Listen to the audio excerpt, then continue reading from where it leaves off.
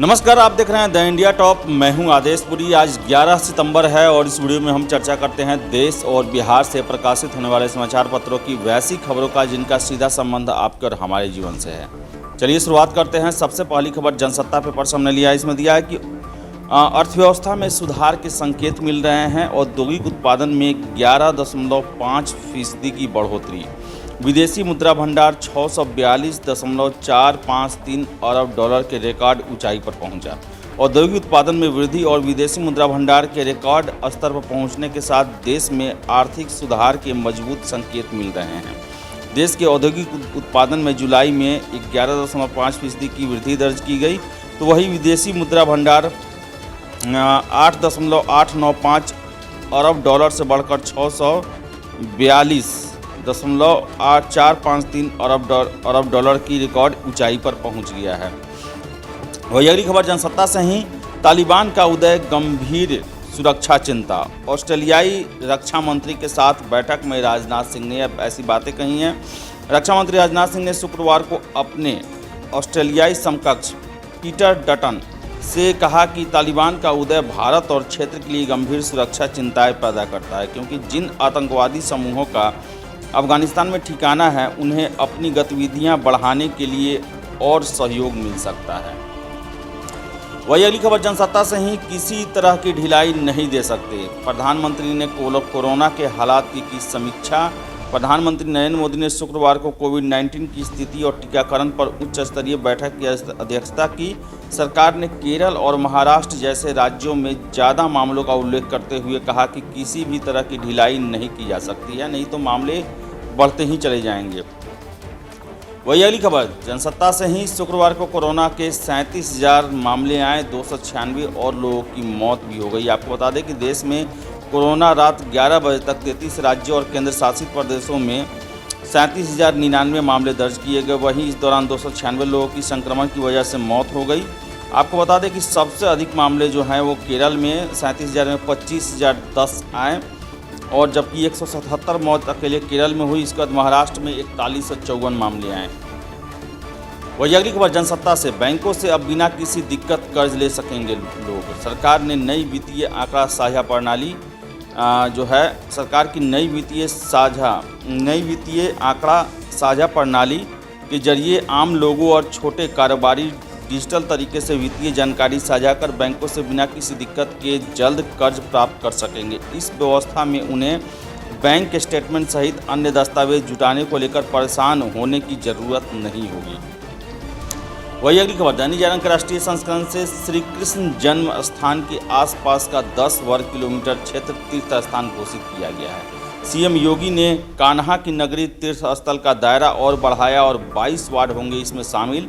प्रभावित क्षेत्र में मांस मदिरा की बिक्री पर रहेगी प्रतिबंध। मथुरा वृंदावन में उन्होंने ट्वीट करके जानकारी दी। मथुरा वृंदावन में श्री कृष्ण जन्म स्थल को केंद्र में रखकर 10 वर्ग किलोमीटर के कुल क्षेत्र के 22 नगर निगम वार्ड क्षेत्र को तीर्थ स्थल के रूप में घोषित किया गया है। ऐसी बातें उत्तर प्रदेश के मुख्यमंत्री योगी आदित्यनाथ के द्वारा कहा गया। वही अगली खबर दैनिक जागरण के राष्ट्रीय संस्करण से ही। दाखिल खारिज की एंट्री से नहीं मिलता मालिकाना हक। ऐसा टिप्पणी वो सुप्रीम कोर्ट के द्वारा किया गया है कि इसका मकसद सिर्फ भू राजस्व एकत्रित करना है। सिर्फ दीवानी अदालत के फैसलों से हो सकता है स्वामित्व का निर्धारण। आपको बताएं, सुप्रीम कोर्ट ने कहा कि दाखिल खारिज की प्रविष्टि से व्यक्ति को किसी संपत्ति का मालिकाना हक नहीं मिलता। राजस्व रिकॉर्ड में दाखिल खारिज प्रविष्टि का मकसद सिर्फ वित्तीय होता है। वही अगली खबर दैनिक जागरण के राष्ट्रीय संस्करण से ही। कोविन बताएगा किसी ने कोरोना वैक्सीन लगवाई या नहीं। कोविन ने लॉन्च किया नया API know your customer vaccination status. Platform पर पहले से ही कोरोना टीकाकरण सर्टिफिकेट की सुविधा मौजूद रहेगी। कोविन प्लेटफॉर्म पर एक नई सुविधा शुरू की गई है। इसके जरिए आप पता लगा सकेंगे कि किसी ने कोरोना रोधी वैक्सीन लगवाई है या नहीं। यह सुविधा know your customer verification status यानी कि KYC VS के नाम से शुरू की गई है। वही अगली खबर हिंदुस्तान से। भारत इंग्लैंड के बीच मैच वो रद्द हो गया। आपको बता दें कि भारत और इंग्लैंड के बीच 5वां टेस्ट मैच कोरोना के कारण शुक्रवार को रद्द कर दिया गया। इससे पहले इंग्लैंड क्रिकेट बोर्ड ने एक बयान जारी कर कहा था कि भारत टीम उतारने में सक्षम नहीं है और भारत ने मैच गंवा दिया है। इस पर भारी विवाद हुआ तो बयान बदलना पड़ा।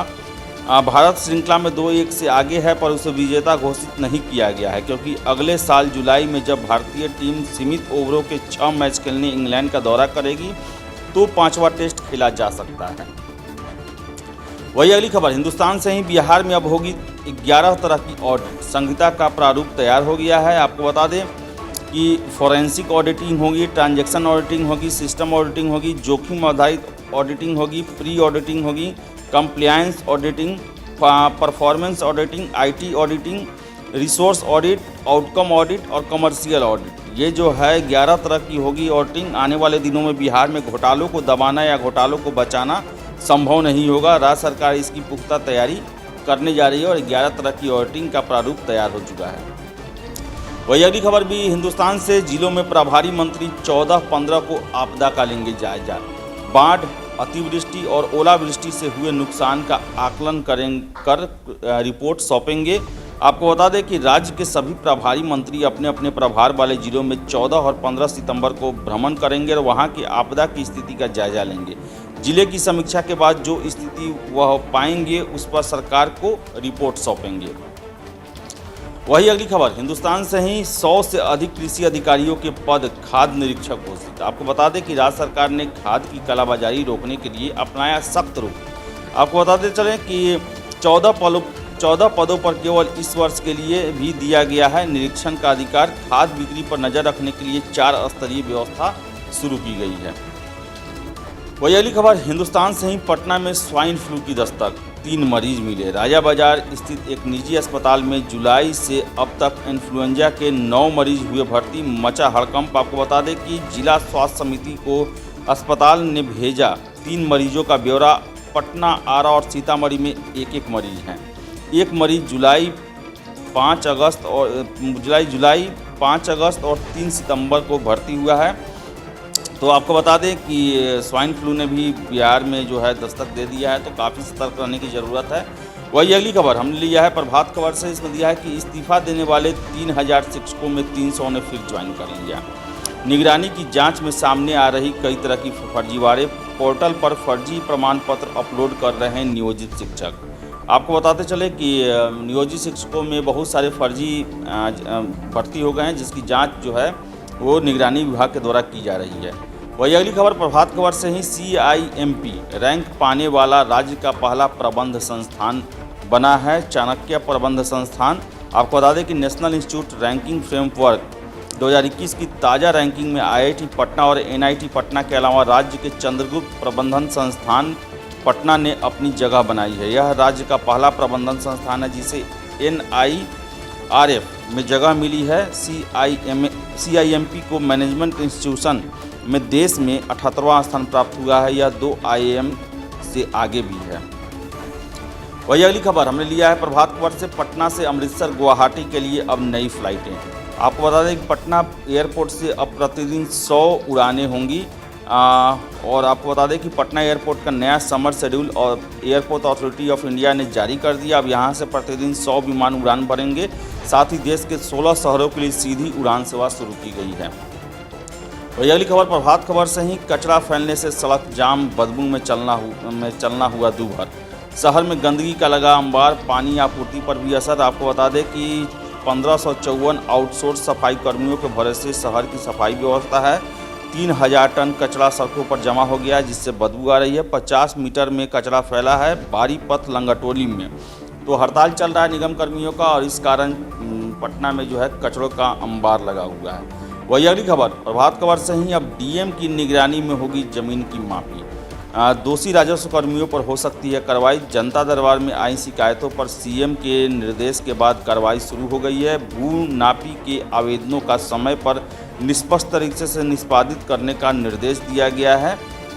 तो ये थी आज देश और बिहार से प्रकाशित होने वाले समाचार पत्रों की वैसी खबरें जिनका सीधा संबंध आपके और हमारे जीवन से है। अगर आप हमारा ये वीडियो फेसबुक पर देख रहे हैं तो वीडियो को लाइक शेयर करें और हमारे पेज द इंडिया टॉप को फॉलो करें। अगर आप यूट्यूब पर देख रहे हैं तो वीडियो को लाइक शेयर करें, कमेंट करें और हमारे चैनल द इंडिया टॉप को सब्सक्राइब जरूर कर लें। धन्यवाद।